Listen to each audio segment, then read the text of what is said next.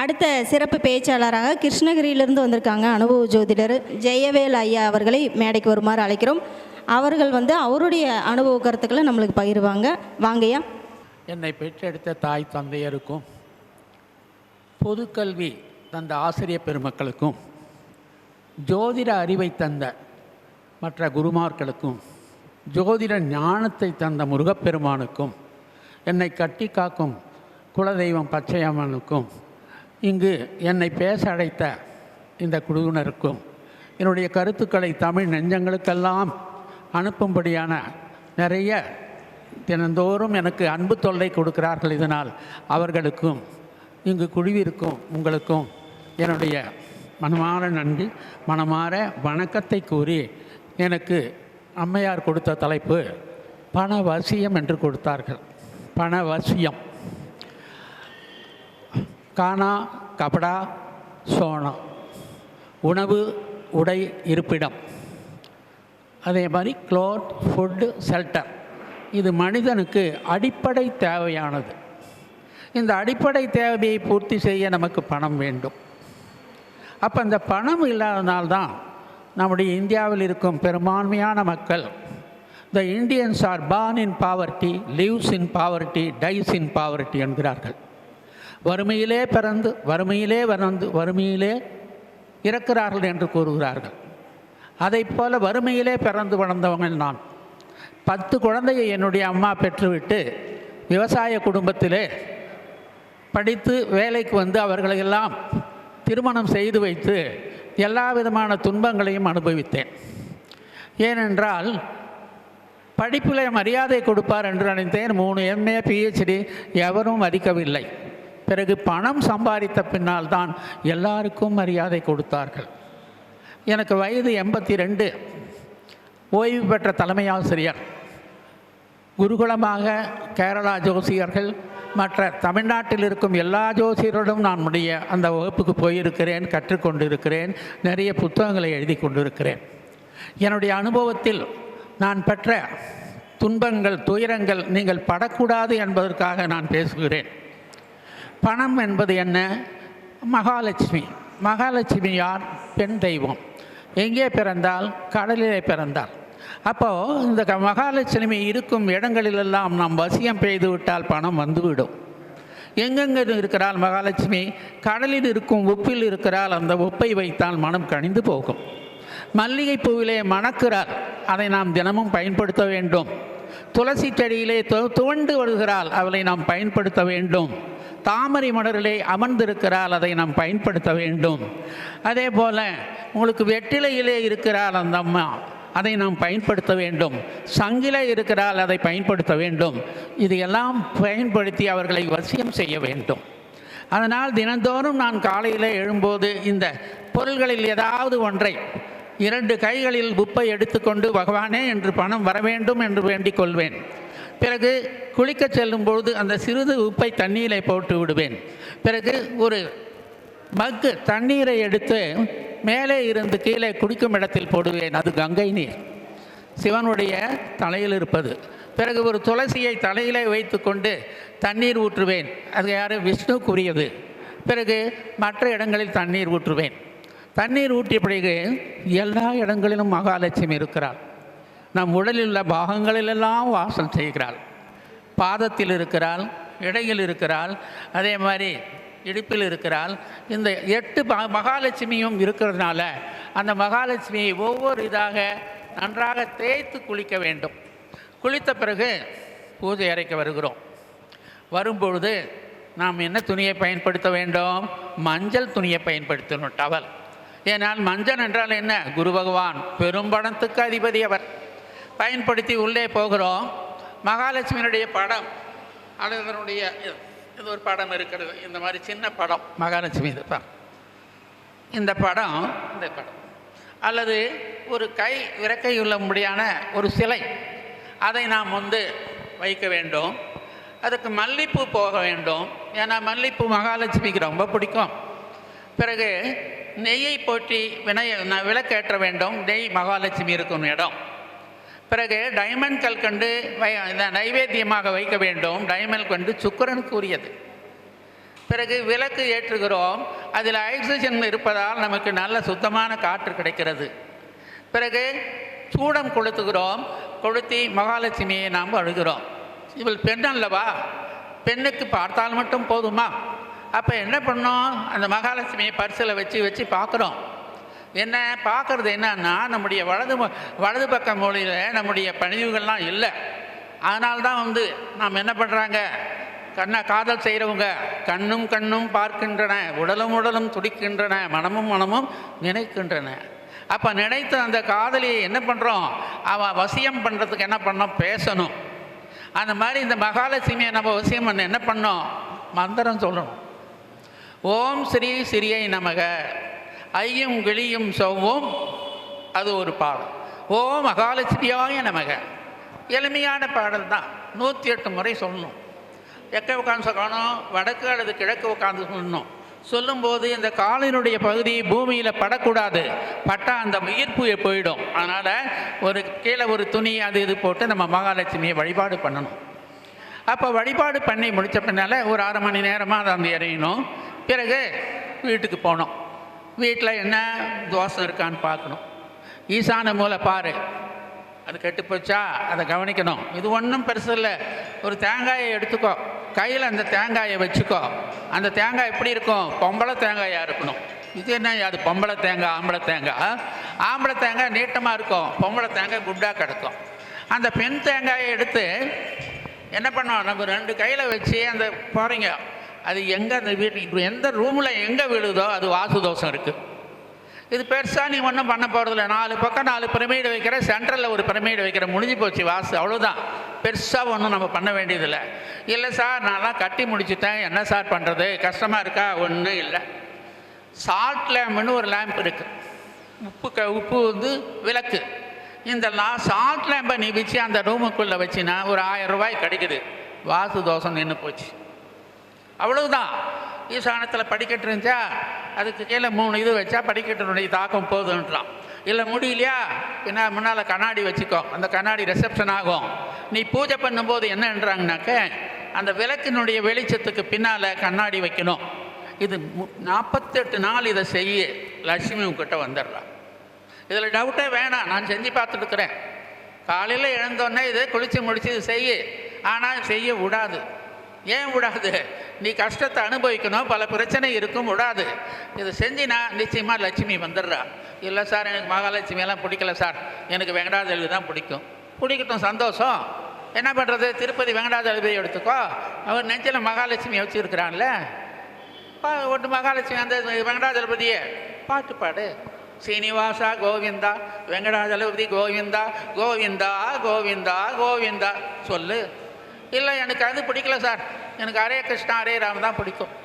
என்ன பண்ணார் பிரபுதாச, அமெரிக்காவில் போய் எல்லாம் குடிச்சிட்டு ஆடினிருந்தாங்க. உடனே என்ன பண்ணார், தம் மேரதம் இது காயே துங்குன்னா பாட்டு பாடினார். அதனால ஹரே கிருஷ்ணா ஹரே ராம் என்ற இயக்கத்தை உருவாக்கினார் அவர். இப்போ அந்த சாமி பிடிச்சா ஹரே கிருஷ்ணா ஹரே ராம் பாட்டை சொல்லிக்கோ. இல்லை எனக்கு முருகர் தான் பிடிக்கும், ரொம்ப நல்லது. எந்த முருகரை நீ வழிபாடு பண்ணணும், திருச்செந்தூர் முருகரை பண்ணணும். ஏன்னா அங்கே தான் குருவாக இருக்கிறார் அவரே. அப்போ குரு துட்டுக்குரியவன் இல்லை, அந்த படத்தை வச்சு முருகரை கும்பிடு. ஓம் சரவண பவான் கம்ப்ளீட்டாக கும்பிடு. இல்லை எனக்கு இதெல்லாம் சொர்ணாஸ்தபாகரை தான் பிடிக்கும், ரொம்ப சந்தோஷம். யூடியூப்பில் போடு, அதனுடைய படம் வருது, வச்சு ஓம் சொர்ணாஸ்தபைரவா நமக நமகன்னு சொல்லு. ஈஸியாக முடிஞ்சு போச்சு. இல்லை எனக்கு கம்ப்ளீட்டாக வராகியை பிடிக்கும்னா வராகி படத்தை வச்சு செய்ய. உனக்கு எந்த படம் வேணுமோ அதை வச்சு நீ 48 நாள் செஞ்சால் வரும். வருமா சார்? வரும். என்ன நான் அனுபவத்தில் சொல்கிறேன். எங்கள் அப்பா பூசாரி, பூஜை பண்ணி பண்ணி ஒரு வருமானம் இல்லை. அதனால் கடவுளே எனக்கு பிடிக்கல. தீக்காவில் இருந்துட்டோம். கடவுள் இல்லை, கடவுள் நம்புவன் முட்டாள் பைத்தியக்காரனே சொன்னோம். திருமணம் பண்ணி திடீர்னு என் பையனை வெளிநாட்டுக்கு அனுப்ப வேண்டிய ஒரு சூழ்நிலை வந்தது. அப்போது பையன் சுவாதி நட்சத்திரத்தில் பிறந்தவன். நரசிம்மருக்கு அப்போது அவருடைய பிறந்த ஜெயந்தி ஒன்று வந்துச்சு. பக்கத்தூரில் அவர் திடீர்னு நம்மக்கிட்ட படித்த பையன் சார் அன்றைக்கி வருது சார், யாருமே பூஜை கொடுக்கல, நீங்கள் கொடுங்கன்னார். உடனே எங்கள் வீட்டில் ஒரு 600 ரூபா கொடுத்து என்ன பண்ணோம், பூஜை பண்ணோம், அபிஷேகம் பண்ணோம். பையன் வெளிநாட்டில் போனால் யாரும் தெரியாதுனால பகவான்கிட்ட வேண்டினேன். ஊரிலேன் காணி இல்லை உறவு மற்றொருவர் இல்லை பாரிலின் பாதபூணம் பற்றிலேன் பரமமூர்த்தி காரளி வண்ணா என்னை பையனை காப்பாற்றுன்னு மனமுருக வேண்டாம். பையன் போய் சேர்ந்தோன்னே ஃபோன் பண்ண என்னடாச்சின்னு. நான் ஏரோப்ளானில் போகும்போது ஒரு லங்கையருடைய தமிழர் ஒருத்தர் வந்தார். அவர் என்னுடைய குறையெல்லாம் பேசும்போது அவருடைய வீடு என்னை கொடுத்துட்டு இதான் என் வீடு வச்சுக்கோ, நான் கனடா போகிறேன், ஒரு 6 மாதம் நின்றுக்கொண்டேன். இது பெரிய அதிசயம் இல்லையா?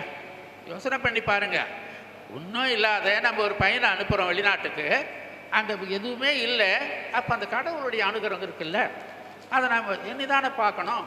அப்போது நாம் வந்து கடவுளை மனமுருக வேண்டாம், அவர் பல மடங்கு நமக்கு கொடுக்குறார்.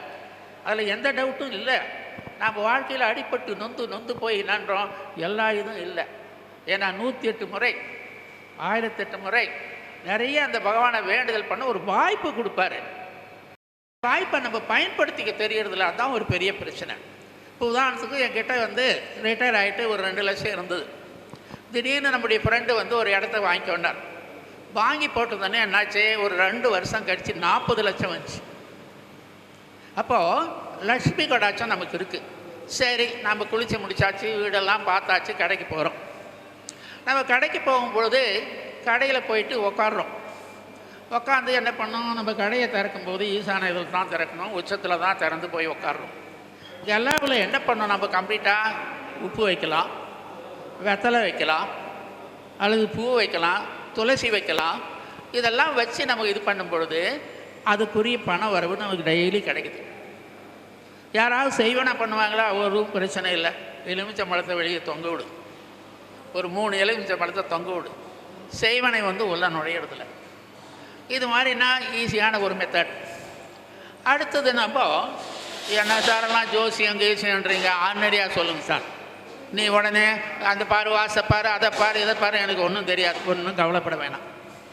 திங்கக்கிழமை பார்த்துக்கோ, அன்றைக்கி கேலண்டரை பாரு. திருவோண நட்சத்திரம் வருதா, அஸ்த நட்சத்திரம் வருதா, ரோகிணி நட்சத்திரம் வருதான்னு பாரு. அந்த நட்சத்திரம் வர்றதுனால என்ன பண்ண, கம்ப்ளீட்டாக ஒரு தாமிர பாத்திரம் வாங்கிக்கோ. பௌர்ணமி நின்று வரும், அதில் அரிசியோ தண்ணியை ஊற்றி என்ன பண்ணுற, இல்லை ஒரு தண்ணியை தான் ஊற்றி கம்ப்ளீட்டாக ஒரு சங்கை வச்சுக்கோ. அதில் ஒரு 500 ரூபாய் வச்சு பூஜை பண்ணு. பணம் எனக்கு வரணும்னு பண்ணு. அடுத்த பௌர்ணமி திருப்பி மாற்றி பண்ணு. இது எளிமையான பரிகாரம். இன்னும் முடியலையா, கம்ப்ளீட்டாக ஒரு 3/4 லிட்டரு இது என்ன அரிசி வர்ற மாதிரி ஒரு கண்ணாடி பாத்திரத்தை வச்சுக்கோ. ஒரு அரை கிலோ அதில் என்ன பண்ணுற, அரிசியை போடு. 108 காயின், ஒரு ரூபா காயினா அதில் வைய.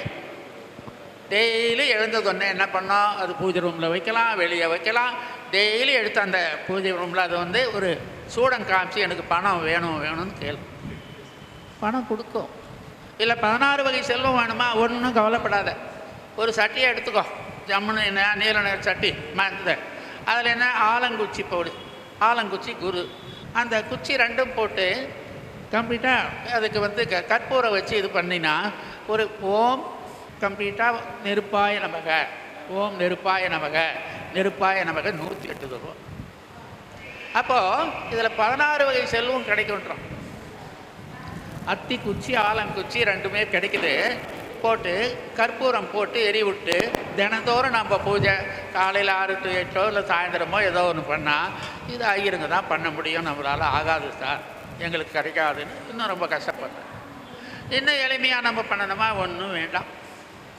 ஒரு கம்ப்ளீட்டாக ஒரு 170 கம்ப்ளீட்டாக ஒரு பணம் என்ன, ராகு காலத்தில் ராகுடைய நட்சத்திரம் வரும், திருவாதிரை சுவாதி சதயம் வரும். அன்றைக்கி ஒரு கருப்பு இருக்கும்படியான உளுந்து கூட எடுத்து நீங்கள் உனக்கு எவ்வளோ பணம் வேணுமோ 1001 101 அதை ஒரு கட்டி மூலையில் வந்து கன்னி மூலையில் வச்சுக்கோ, குபேர மூலையில் வச்சுக்கோ. வச்சு என்ன பண்ணுற, திருப்ப அடுத்து வரும்போது திருப்ப வை. இப்போ இது ஒரு எளிமையான பரிகாரம். இதெல்லாம் நாங்கள் செஞ்சு பலன் அடைஞ்சிருக்கனால உங்களுக்கெல்லாம் சொல்கிறேன். மிக எளிமை. இதெல்லாம் கூட முடியலப்பா, சரி நான் ரொம்ப கஷ்டப்படுறேன், ஒன்றும் கஷ்டப்பட வேண்டாம். ஒவ்வொரு நட்சத்திரத்துக்கும் 2வது நட்சத்திரம் என்ன, நமக்கு தனம் கொடுக்குற நட்சத்திரம். அந்த தனம் கொடுக்குற நட்சத்திரத்துடைய என்ன உணவை நீ சாப்பிட்லாம்.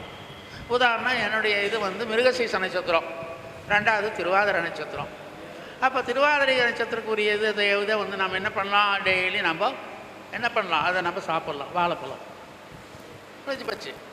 அதே மாதிரி நான் ஜோசியர்கிட்ட நீங்கள் கேட்கலாம், என்னென்ன நட்சத்திரம் இருக்கும், நாங்கள் என்ன சாப்பிட்லான்னு கேட்டிங்கன்னா இது எளிமையான பரிகாரம். இது முடியலையா, வீட்டிலே 27 நட்சத்திரமும் வீட்லேயே கிடக்குது. இப்போ எனக்குரிய நட்சத்திரத்துக்குரியது என்னப்பா, இந்த வெராண்டா. டெய்லி ஒரு 3 நிமிஷம் வெராண்டாவில் இருந்துட்டு போப்பா, 3 நிமிஷம் வெராண்டாவில் இருந்துட்டு போ. கூட என்ன பண்ணுறேன், வீட்டில் நெல்லிக்காய் வை, நெல்லிக்காயில் மகாலட்சுமி உட்காந்துக்கிறான். துளசி வை, துளசி கிடைக்குது. ரொம்ப ஈஸியான மெத்தடு. இதுவும் உன்னால் முடியலையா, 2ஆம் வீட்டுக்குனுடைய மரம் என்ன இருக்குன்னு பாரு. அந்த மரம் என்ன பண்ணுற, செடியாக வாங்கினது தண்ணி ஊற்றுப்பா. உனக்கு ஏன்பா துட்டு கொடுக்க மாட்டேன்னு போகிறாங்க, செய்ய. ஒத்த பனை மரத்துக்கு தண்ணி ஊற்று, உனக்கு துட்டு வரும். துட்டு நிச்சயமாக வரும். சாப்பாடில் துட்டு இருக்குது. உனக்கு 2ஆம் அதிபதி என்ன அந்த சாப்பாடு சாப்பிடு. உதாரணத்துக்கு தேங்காய், இந்த தேங்காய் சாதம் தினந்தோறும் ஒரு வாரத்துக்கு 2 நாள் சாப்பிடு, உனக்கு லட்சுமி நிச்சயமாக வருவா. அதே மாதிரி குருன்றது லட்டு சாப்பிடு. உனக்கு திடீர்னு திதி சூன்யம், வார சூன்யம், அடாடாடாடா இந்த ஜோசியருங்க என்ன ராமாயணம் பண்ணுறாங்கடாப்பா, ஒன்றும் சொல்கிறதுக்கு இல்லை. அந்த கோயிலுக்கு போ, இந்த கோயிலுக்கு போப்பா. நான் வேணான்னு சொல்லலை சாமி, வருமானம் தான், போயிட்டு வா. முடியலையா, அந்த எந்த திதி சூன்யம் எந்த ராசி இருக்கோ அதனுடைய கர்ச்சீப்பை பயன்படுத்துப்பா. எனக்கு தனுசு இருக்குது, திதி சூன்யம் ஆகிப்போச்சு, என்ன பண்ணுறேன், மஞ்சள் கர்ச்சீப்பை டெய்லி துண்டு போட்டுன்னு போகிறேன். என் கலைஞரே போட்டுன்னு தானே வந்தார், அது போடு. ஏன் இல்லாத போதா, அது மஞ்சளுக்குரிய லட்டு கொஞ்சம் சாப்பிடு, ஈஸியாக பண்ணலாமே. அல்லது ரொம்ப வசதி அதிகமாக இருந்தால் அதுக்குரிய கடக புஷ்பராக மோதிரம் போடுப்பா. உனக்கு என்ன திதிசூன்னு என்ன பண்ணிட்டு போகுது, ஒன்றும் பண்ண போகிறதில்ல. அதனால் அதே மாதிரி கருணநாதன் அப்படி ஆயிடுச்சு இப்படி ஆயிடுச்சு, ஒன்றும் இல்லை. கருணநாதனுடைய படத்தை ஒட்டி வச்சுக்கோ. எல்லா கருணநாடுக்கும் பொதுவாக இருக்கிறது என்ன, அந்த பழம்தான். கம்ப்ளீட்டாக வந்து 6 ஆரஞ்சு பழம்தான். 11 சுலை இருக்குது. அந்த சுலையில் ஒவ்வொன்றும் இது இருக்குன்றான். டெய்லி அந்த சுலையை எடுத்து வெளியே வச்சுக்கப்பா. டெய்லி ஒன்று யார்ப்பா வேணான்னா பண்ணிக்கப்பா, ஈஸியாக ஒன்று வேணான்னே சொல்லலையா, ஈஸியாக முடிஞ்சிடுது இல்லை. அப்போ பஞ்சாங்கன்றா கம்ப்ளீட்டாக 4 நட்சத்திரம், திதி, அதுக்கப்புறம் காரணம் யோகம். யோகக்காரன் யாருன்னு பாரு. அந்த யோகக்காரன் யாருன்னு பார்த்தா அதுக்குரிய உணவை சாப்பிடுது. அதுக்குரிய வசதியை தான், கோயிலுக்கு போப்பா. ரொம்ப வசதினா மோதிரம் போடுப்பா. உன்னை யார் வேணான்னாங்க, செஞ்சு பண்ணாங்கன்னா செஞ்சு தான்ப்பா நல்லா இருக்கிறோம். ஒன்றுமே இல்லாத செஞ்சு 10 உடுக்குது. இப்போ கேஷு நிறைய இருக்குது. டெய்லி மகாலட்சுமி எனக்கு படி இறந்துனே இருக்கிறான். சும்மா உக்காந்துருந்தாலும் என்னை விடமாட்டேன்றான். ஹலோ நான் வரேன் நீ வேறேன்றான். நான் ஒன்றுமே பெருசாக ஒன்றும் இது இல்லை. எதுக்கு சொல்கிறேன்னா, 100க்கு மேலே போனால் ஊற்று பணம். முதல்ல தெரிஞ்சுக்கணும். ஏன்னா முன்னே நான் பேசினேன், இதில் என்னென்ன தொழில் பண்ணி லாஸ் ஆகி போண்டி ஆகணும்னு நான் முன்ன ஒரு மீட்டிங்கில் பேசுகிறேன். 10ஆம் இடத்துலேருந்து அந்த மாதிரி உனக்கு எந்த இடம் 10ஆம் இடம் நல்லா இருக்கா, ஒரு ஜோசியரை கேளுப்பா, நல்ல ஜோசியரை. 10ஆம் இடத்துலேருந்து தசாம்சம்னு ஒரு கட்டங்குது. ராசியை பார்த்தே சொல்லி நேற்று ஒருத்தர் வந்தார் மேட்டூர்லேருந்து, 10 லட்சம் கொடுத்து நஷ்டாகி போயிட்டார். என்னடா பண்ண, மாவாட்டுற மிஷின் போட்டேன். இப்போ ஆரம்பிக்கிற காலத்தில் 7.5 சனி அஷ்டம சனியில் ஆரம்பித்தார், ஹெவி லாஸ் ஆகி போச்சு. அப்போது ஒரு தொழில் உனக்கு என்ன அணுகிறன்னு ஜோசியரை கேட்டால் நல்லா சொல்லுவார். அப்போ ஆரம்பிக்கும் போது 7.5 சனி அஷ்டம சனி இருக்கக்கூடாது. அதே மாதிரி 6ஆம் அதிபதி 8ஆம் அதிபதி புத்தி இருக்கக்கூடாது. உனக்கு இச்சா உன் பொண்டாட்டியை பாரு, பையனை பாரு, யார் பேர்லேயே வச்சுக்கப்பா, உன்னை யார்ப்பா வேணாம்மா.